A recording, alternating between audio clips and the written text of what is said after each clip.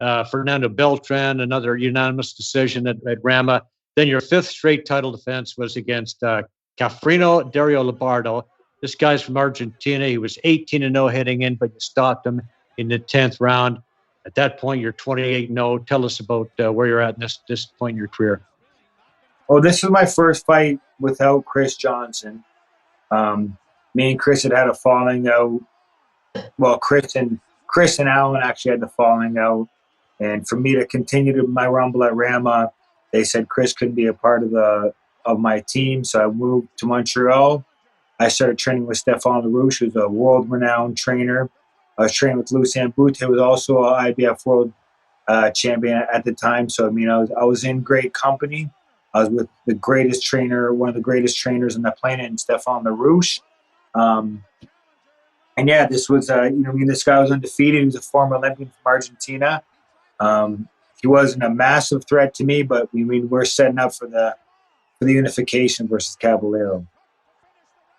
Right. And that was, but at this point now you've got five straight fights, title defenses, everything's going well. But where were you at after that fight in terms of, emotional, spiritual fitness, right? After this fight? Yeah. I was kind of just like a little bit lost and confused, to be honest, Joe.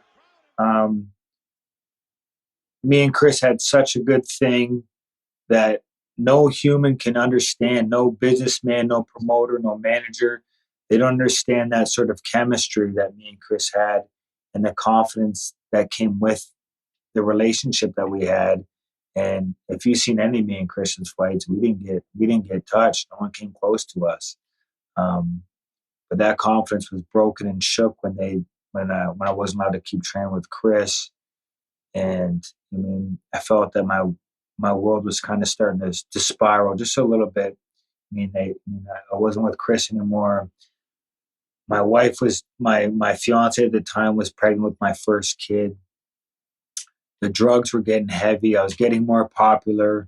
The drugs were a lot more frequent. And I felt like my whole life was kind of spiraling a little bit there, just trying to keep everything under control. I had a baby on the way. I had the biggest fight of my life on the way. I was training in another province in Montreal. I kind of felt like it was a bit of a whirlwind for me at that point, to be honest.